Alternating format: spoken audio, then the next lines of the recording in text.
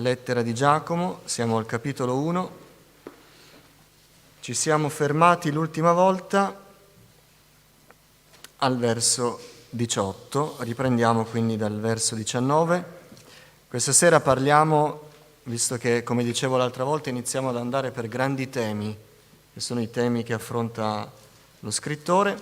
Questa sera parliamo del brano famoso di essere uditori o facitori della parola. Vediamo cosa vuole trasmettere l'Apostolo, poi vediamo se riusciamo, iniziamo a parlare anche dei favoritismi. Giacomo 1, riprendiamo dal verso 19.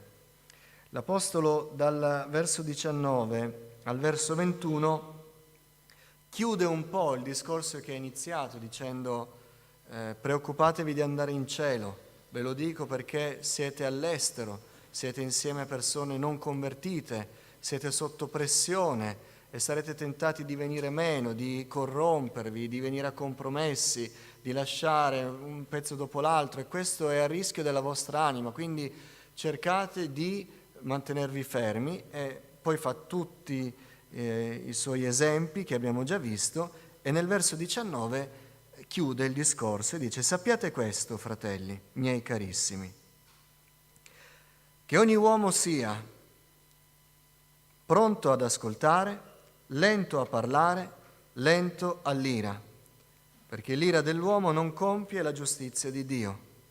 Perciò, deposta ogni impurità e residuo di malizia, ricevete con dolcezza la parola che è stata piantata in voi e che può salvare le anime vostre. E così chiude, ricordando ciò che serve perché le anime siano salvate, perché la nostra anima sia salvata. E notate questo ribaltamento di parole che usa Giacomo: pronti ad ascoltare, cioè a stare fermi, poi lenti a parlare, quindi frenare dove c'è la spinta a parlare, lenti all'ira, quindi spingetevi a stare zitti, frenatevi dal parlare, frenatevi dal reagire.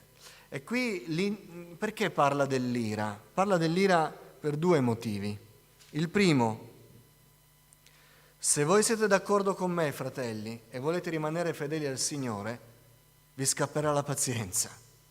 Quando inizieranno a dirvi che dovete rinnegare il Signore, quando inizieranno a dirvi che dovete smetterla di avere la vostra fede, a un certo punto l'avversario vi tenterà. Non vi tenterà con l'immoralità, con la disonestà, vi tenterà proprio nel carattere, e voi diventerete figli d'ira. La seconda cosa invece, se voi invece state trovando resistenza in quello che vi sto dicendo, perché state andando un po' a braccetto con i compromessi, e io vi sto scrivendo questa lettera, e questa lettera vi urta perché vi sta dicendo la verità, che cosa dovete fare per essere salvati, voi sarete tentati di avere moti d'ira verso di me, o verso i fratelli, o verso i responsabili che cercano di vigilare sulla salute delle vostre anime. In un caso o in un altro sappiate che l'ira dell'uomo non compie la giustizia di Dio. Per compiere la giustizia di Dio, da qualunque parte vengano le cose che ci fanno portare a reagire, noi dobbiamo ricevere con dolcezza la parola del Signore. Vi ricordate quando Sara disse ad Abramo: manda via questa donna con suo figlio, dovrà mica dividere l'eredità con mio figlio? È scritto, ad Abramo dispiacque moltissimo di udire queste parole, perché era suo figlio Ismaele. Eppure il Signore lo incalza dicendo: fai come dice Sara, perché il mio piano passa da Isacco, non passa da Ismaele. Abramo fu mansueto. Abramo ricevette con dolcezza la parola di Dio, anche se naturalmente la reazione più comune sarebbe stato un moto d'ira verso sua moglie. Tu sei pazza, cosa mi stai chiedendo? Di lasciare mio figlio nel deserto? E invece lui non oppose resistenza, non si scontrò, non temporeggiò, ma ricevette con dolcezza. Ci ricordiamo, dolcezza è una traduzione di un aspetto del frutto dello Spirito, ma può anche essere tradotto mansuetudine. Quindi in mancanza di resistenza, così dobbiamo ricevere la parola del Signore. Perché ho fatto l'esempio di Abramo con Sara? Perché se noi siamo vicini al Signore, noi avremo la sensibilità spirituale di riconoscere la parola di Dio anche quando ci viene da qualcuno che non vorremmo. Perché la questione non è accettare da chi ci piace e non accettare da chi non ci piace. Poi Giacomo ne parlerà nei favoritismi. La questione è che noi dobbiamo accettare la parola di Dio. E tante volte la parola di Dio viene come la vorremmo, tante volte la parola di Dio viene come non la vorremmo. E allora Giacomo dice, c'è un solo modo per fare la volontà di Dio, ricevere la parola del Signore con dolcezza. Dovete essere vicini al Signore però. Perciò spogliatevi, questa è la parola originale, deposta ogni impurità, ogni residuo di malizia. Ricevete la parola che è stata piantata in voi con dolcezza, perché è questa parola che vi può salvare. Amen. E così gli scontri, le tentazioni, i tentativi di allontanarsi, le prove, le difficoltà, le parole ascoltate, Giacomo inizia a dire con dolcezza ricevete il Signore, siate attaccati al Signore, e chiude, per favore fratelli non reagite, ricevete la parola, tenetela stretta nel vostro cuore e avrete la garanzia che vi porterà in cielo. E così chiude l'argomento. E inizia il nostro testo più conosciuto, dal verso 22, che inizia con un ma, quasi a rimarcare. Ed è così importante che adesso Giacomo cambia argomento e dice, parliamo di questo, facciamo un approfondimento. Che cosa vuol dire ricevere la parola con dolcezza? Ma mettete in pratica la parola e non ascoltatela soltanto illudendo voi stessi o mentendo a voi stessi. Perché se uno è ascoltatore della parola e non esecutore, è simile a un uomo che guarda la sua faccia naturale in uno specchio e quando si è guardato se ne va e subito dimentica com'era. Ma chi guarda attentamente nella legge perfetta, cioè nella legge della libertà, e in essa persevera, non sarà un ascoltatore smemorato, ma uno che la mette in pratica. Egli sarà felice nel suo operare. Se uno pensa di essere religioso, ma poi non tiene a freno la sua lingua e inganna se stesso, la sua religione è vana. La religione pura e senza macchia davanti a Dio e Padre è questa: soccorrere gli orfani e le vedove nelle loro afflizioni e conservarsi puri dal mondo. Quindi dal 22 al 27 Giacomo ci insegna che cosa vuol dire ricevere la parola. Perché messa così, ricevete con dolcezza la parola, sembra di ascoltare piacevolmente qualcosa che può curare o portare gratificazione alla nostra anima e dire ma che bella parola ho ascoltato oggi. No, si sofferma Giacomo, dice parliamo di che cosa vuol dire ricevere con dolcezza e dice mettete in pratica la parola e non ascoltatela soltanto. Chi si ricorda la Luzzi come dice? E noi la citiamo ancora. Siate facitori. La parola che usa Giacomo è facitori, che non è adesso un termine molto attuale. Il problema è che non c'è un termine migliore per tradurre quello che vuole dire Giacomo. Questa parola è usata nel Nuovo Testamento solo qui e, se qualcuno lo vuole leggere, in Romani 2,13.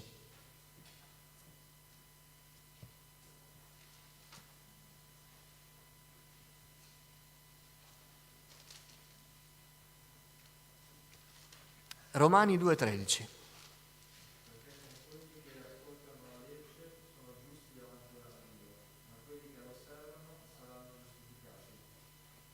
Non quelli che ascoltano, dice la legge, sono giusti davanti a Dio, ma quelli che la osservano saranno giustificati. Soltanto qui ancora c'è lo stesso termine, il termine è letteralmente facitori. Ed è un termine molto forte, è di più di mettere in pratica. Mettere in pratica, ma vediamo un po' come sono le istruzioni. Tanto è vero che è così segnante questo termine che Giacomo lo usa 3 volte. Eppure la nostra traduzione, per rendere più scorrevole il testo, usa dei termini diversi. Dice, verso 22, ma mettete in pratica la parola. In realtà dice, ma siate facitori della parola.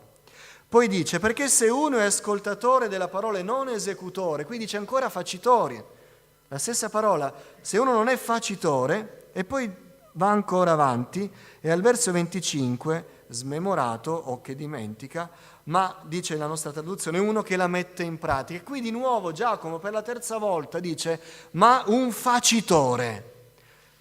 Cos'è il facitore? È di più di uno che mette in pratica.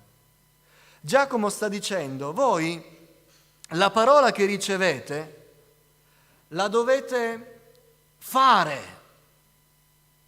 la dovete far diventare cosa concreta, deve diventare vita, deve essere voi, perché voi agite, voi fate, voi vi muovete. La parola deve trasformarsi da qualcosa di ascoltato, deve prendere forma nella vostra vita. È molto più forte di eseguitela, vedete un po' come fare, siate esecutori o romani, osservate. No, quello che voi ricevete si deve trasformare in voi. L'avete udita? Ora deve diventare qualcosa che si può toccare. Tanto è vero, adesso lo vedremo, che gli esempi che fa Giacomo non sono in aria. Sono proprio cose che si toccano, che si vedono, che si ascoltano, che si possono segnare, fotografare. A quei tempi non c'era la fotografia, ma oggi sì. E quindi è fortissimo questo termine. Dice, rendetevi conto che ricevere la parola non è un dire, sì, ho ascoltato, ci rifletterò. Sai che questa parola che sto ascoltando mi sta portando alla riflessione. E di più, dovete trasformarla. Deve diventare concreta. Mettete in pratica la parola, siate facitori, siate osservatori concreti, non ascoltatela soltanto, perché se l'ascoltate soltanto, voi state mentendo a voi stessi. E perché dice così? Non arriva mai a fare dei discorsi astratti. Quando noi parliamo della Trinità, quando parliamo dell'incarnazione di Cristo, quando parliamo della Nuova Gerusalemme, quando parliamo delle cose che sono nella parola ma noi non afferriamo perché la nostra mente è limitata, Dio non ha messo quelle verità lì per farci sedere davanti a una cattedra e fare grosse lezioni filosofiche sui massimi sistemi dell'universo. Noi siamo venuti a sapere di un Dio uno e trino o di un Salvatore che è vero Dio e si è incarnato ed è vero uomo, perché il Signore, dovendo parlare di sé, ha fatto uscire sprazzi di gloria della sua rivelazione, ma appena quel poco di gloria che lui ci rivela, noi diciamo subito è già troppo. Ma se voi vedete non ci sono capitoli sulla Trinità, emerge dalla Scrittura, perché quello che Dio ci ha lasciato nella parola non l'ha lasciato per farci riflettere così, camminare come i pensatori dell'Ottocento per le strade e pensare che cos'è l'umanità, che cos'è la storia. No, la parola di Dio ce l'ha lasciata perché abbia una concreta applicazione nella nostra vita.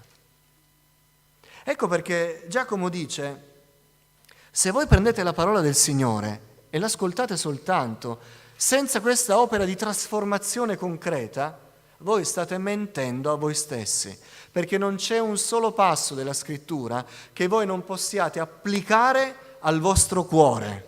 E se voi dite sì, questa parola è bella, ma tutto sommato con me non ha molto a che fare, voi state mentendo a voi stessi, perché chi ha lo Spirito Santo in cuor suo sa che ogni parola di Dio è per noi. Quando Gabriele disse a Elisabetta che avrebbe aspettato un figlio, dice perché nessuna delle parole di Dio rimarrà inefficace. E questo è l'effetto della parola in noi. Ecco perché Giacomo dice, se voi non la mettete in pratica diventandone facitori, voi state mentendo a voi stessi.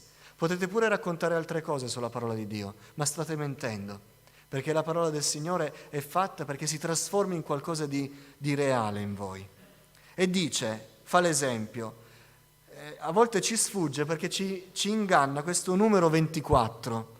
L'esempio che fa Giacomo non è dell'uomo che si guarda allo specchio. L'esempio che fa Giacomo è dell'uomo che si guarda allo specchio e va via subito. È quello l'esempio. Perché la parola di Dio ci dice di guardarci allo specchio.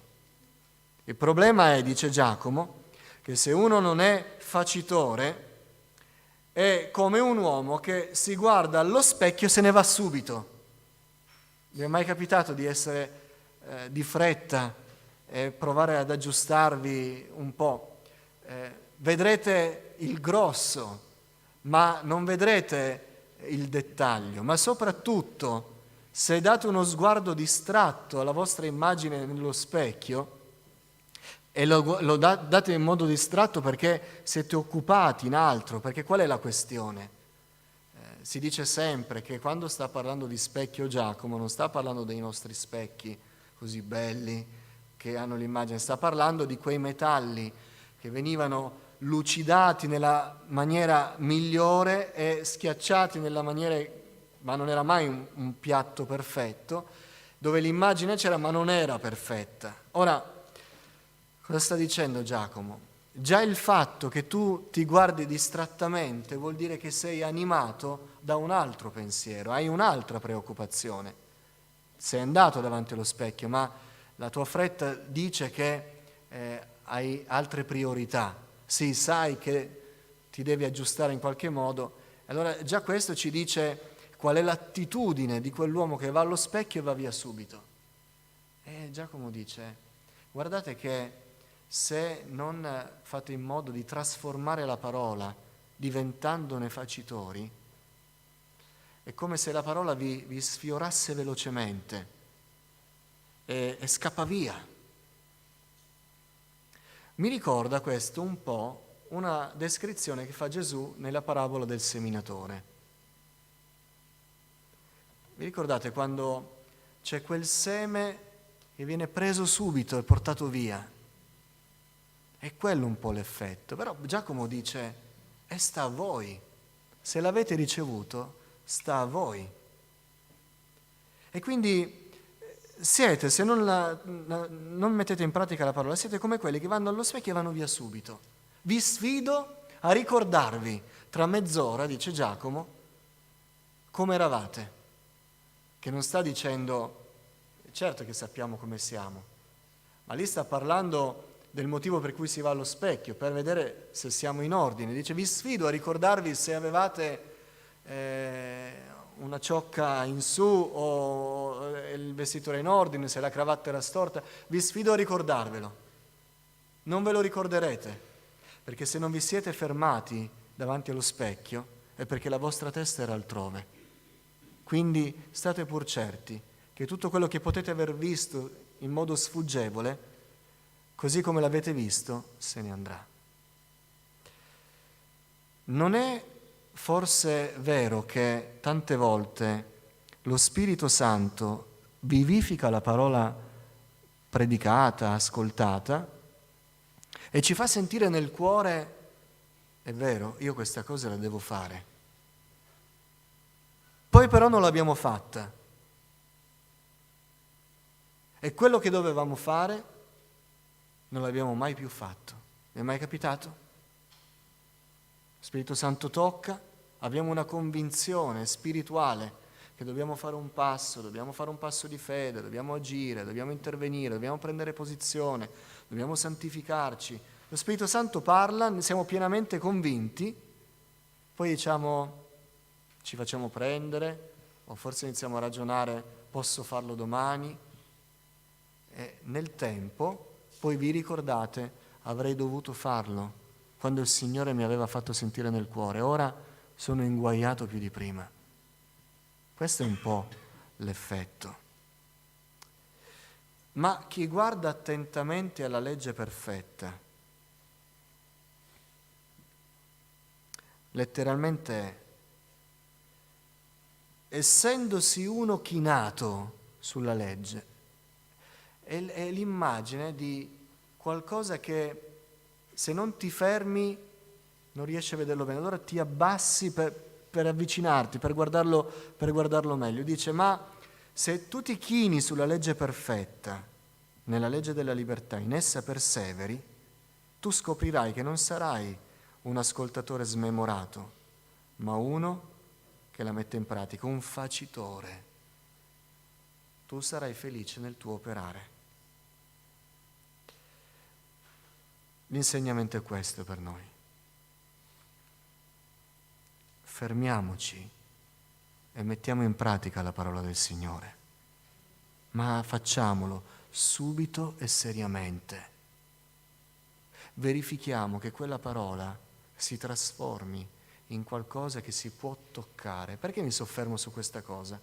Perché del verso 26 Giacomo è come se dicesse facciamo un esempio, e fa un esempio. Ed è chiarissimo tutto quello che ha appena detto sull'essere facitori, non solo uditori. Se uno pensa di essere religioso, e qui sta parlando proprio del religioso nella maniera superficiale, quindi colui che attende, partecipa a tutte le scadenze religiose dei propri riti, quindi va tutti i sabati al Tempio, nel caso di Giacomo, per noi viene in chiesa a tutte le riunioni, partecipa a ogni attività imposta dalla propria chiesa. Se uno pensa di essere religioso, ma poi non tiene a freno la sua lingua e inganna se stesso, la sua religione è vana. E già qui, tenere a freno la lingua è una cosa evidente. Ma io non lo so se quell'uomo, quella donna parla troppo, parla poco. No, quando c'è uno che parla troppo lo sanno tutti. Quando c'è uno che non parla mai lo sanno tutti. Questa è una cosa è un'evidenza eclatante. Ecco il primo esempio. Tu dici che sei religioso perché partecipi a tutte le riunioni? Se non sai tenere chiusa la tua bocca, lenti nel parlare, pronti ad ascoltare, lenti all'ira, la tua religione è vana, ma vieni a tutte le riunioni che vuoi. La parola che hai ricevuto non si è trasformata, non è diventata niente nella tua vita, ancora. Ma qual è la religione? Bisogna essere religiosi. La religione è una bella cosa, ci lega a Dio. La religione pura e senza macchia davanti a Dio e Padre è di partecipare a tutte le riunioni dove ricevete la parola, l'ascoltate fino a quando saprete dire tutti i libri della Bibbia, dalla Genesi all'Apocalisse, senza sbagliare neanche un profeta minore. No, dice Giacomo, la religione vera, quella pura e senza macchia davanti a Dio è soccorrere gli orfani, soccorrere le vedove nelle loro afflizioni. Ditemi voi se questo non è qualcosa di concreto. Sta parlando dei poveri, Quindi non dobbiamo neanche spiritualizzare i poveri in spirito, chi piange. No, sta parlando proprio di chi, le vedove di quel tempo erano davvero donne che necessitavano di assistenza. Quindi la religione vera è qualcosa che tu puoi toccare e poi conservarsi puri dal mondo. Questo lo sta dicendo, ricordiamolo sempre, a quei giudei convertiti che erano all'estero. E allora iniziavano a dire: partecipa al sacrificio, vieni a fare la festa in onore di Bacco, ci si ubriaca sempre. No, ti devi conservare pure, non puoi dire: io rimango puro nel mio cuore, Dio lo sa, però sono in una nuova società, mi devo adeguare agli usi e ai costumi. No, si deve vedere che sei appartato, che sei puro, che sei santo, che ami il Signore. Si deve toccare, si deve certificare. Questa è la religione. E così fa degli esempi Giacomo. Questo vuol dire essere facitori della parola. Domanda a noi. E concludiamo così questa sera. Ma siamo veramente facitori della parola di Dio? Facitori. Mi aggancio a qualcosa che è più legato a questo, ma lo vedremo poi nel capitolo 2. Quando Giacomo dice: ma chi guarda attentamente la legge perfetta, cioè nella legge della libertà, in essa persevera, sarà felice nel suo operare, nel capitolo 2 Giacomo dice: se tu fallisci in un punto della legge, tu hai fallito su tutta la legge, perché sei trasgressore della legge. Sta dicendo Giacomo: dobbiamo smetterla di iniziare a giustificare noi stessi dicendo 10 comandamenti, 8 oggi sono passato, sono santo all'80%. Beh, 80% è parecchio, è quasi il 100%, non è 51%, è 80%. Giacomo sta dicendo: smettetevela di giustificare voi stessi giudicando il vostro operato con le cose dove fallite, le mettete in bilancia con le cose dove riuscite, perché se voi trasgredite un punto della legge, è la legge di Dio, non sono le leggi di Dio. Voi avete fallito nello spirito della santificazione, nella legge del Signore, siete trasgressori della legge. Torniamo a noi, la domanda che rivolgo a me, e voi rivolgetela ciascuno di voi a se stesso: ma siamo realmente facitori? E ve lo dico nel senso dell'epistola di Giacomo, pratico. Voglio dire, se c'è un'attitudine disonesta nella nostra vita, essere facitori della parola di Dio vuol dire che non deve passare un minuto a partire da adesso che noi quell'attitudine la dobbiamo lasciare. Questo vuol dire facitori. Se c'è un cattivo sentimento in noi e sappiamo che Dio non lo approva, non dobbiamo dire: Signore, facciamo l'esempio dell'adulterio e dell'omicidio, che sono gli esempi che fa Giacomo. Tu adesso mi dici di lasciare l'adulterio, ma non ho ucciso nessuno, non ho rubato nessuno, onoro mio padre, rispetto il giorno del Signore, non invidio i beni degli altri, dammi tempo. Facitore vuol dire che se c'è un cattivo sentimento nella nostra vita, subito noi lo dobbiamo lasciare, altrimenti non abbiamo ricevuto con dolcezza la parola di Dio, altrimenti sfuggevolmente abbiamo visto allo specchio qualcosa, siamo andati via e quel qualcosa ci è passato. Però questo ci mette a rischio, dice Giacomo, ci mette a rischio. Qui non si tratta di essere i migliori nella terra, i più onesti, i più bravi, i più mansueti. Il rischio per cui Giacomo decise di scrivere quell'epistolo era che, non accorgendosi di un pezzo oggi, un pezzo domani, una cosa in meno oggi, una cosa in più domani, l'anima nostra viene travolta mentre noi vogliamo che l'anima nostra sia salvata. E ci va una grande semplicità, la semplicità di un bambino. Vi racconto un'esperienza, forse ve l'avevo già raccontata, la mia semplicità di adolescente che amava il Signore e amava tanto la musica. E mi è successo 2 volte. Io ho accumulato per anni cassette, non c'erano ancora i CD, cassette di gruppi musicali, molti dei quali, la maggior parte dei quali, non onoravano il Signore nei messaggi, nella loro presenza. E queste cose, io amavo lo stile, amavo il ritmo, la sofisticazione nell'uso degli strumenti, apprezzavo proprio i dettagli, amavo anche la poesia di alcuni testi. Però mi sono reso conto che a volte avevo in bocca delle parole del Signore e però poi mi ricordavo che a casa spendevo del mio tempo onorando qualcuno che disonorava platealmente il Signore. Un giorno il Signore parlò al mio cuore profondamente e mi ricordo che sono corso a casa dal culto alle 7, sono entrato, la prima cosa che ho fatto, ho aperto il cassetto, avevo tutte rovesciate nel sacco dell'immondizia. Poi ci sono ricaduto dopo 2 anni, perché la passione per la musica c'era e l'ho fatto.